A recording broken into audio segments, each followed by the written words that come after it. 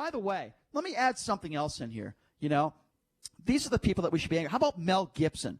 Do we remember what he did back in 2010? Do we remember the horrible things he has said in the past? Yeah, if you don't remember anything about Mel Gibson, and by the way, there's a reason why I'm bringing him up, and I'll get to that in a second, because Mel Gibson, back in the news for the wrong reasons, for doing something allegedly that was very anti-Semitic. But let me just remind you who Mel Gibson is, ladies and gentlemen. The racist, the anti-Semite. Back in 2010, do you remember what the video or the audio that he had talking to his girlfriend at the time, who he had kids with, for wearing a tight dress? Have a listen to this. This is Mel Gibson back in 2010. I don't work around in tight clothes. I stay at home for most of the time. Public, and it's a embarrassment to me. You look like a on heat. And if you get raped by a pack, it's your fault. All right? Because you provoked it. You are provocatively dressed all the time with your fake boobs you feel you have to show off in tight outfits and tight pants and stuff. You see your from behind. And that green thing today was enough. That's provocative. Okay? All right, so to be factually accurate, I will say this. Mel Gibson is right. She does have fake boobs. But anyway, with that being said, Mel Gibson said... Nothing wrong with that, Brian. Nothing wrong with that. To the woman of his children, Mel Gibson said, if you get raped by a pack of N-word people, you deserve it.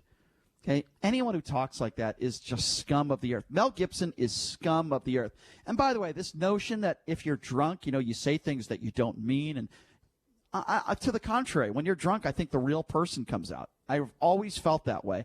If you're a nasty drunk, you're probably a nasty person. If you're a happy, fun drunk, you're probably a good person.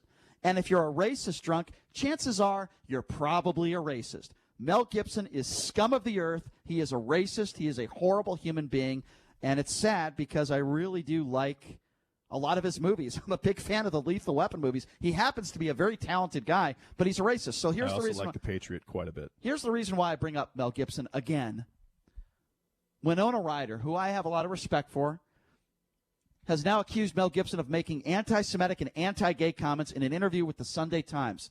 The Stranger Things star was asked by a reporter if she's experienced anti-Semitism in the industry. She responded with several examples. Here's what she said. She said, quote, I have, in interesting ways. There are times when people have said, wait, you're Jewish, but you're so pretty. There was a movie that I was up for a long time ago. It was a period piece, and the studio head, who was Jewish, said I looked too Jewish to be in the blue-blooded film. She also recounted a very disturbing run-in with Mel Gibson. Boy, what a shocker this is. I mean, this is so horrible. She said, we were at a crowded party with one of my good friends, and Mel Gibson was smoking a cigar, and we're all talking, and he said to my friend, who's gay, oh, wait, am I going to get AIDS?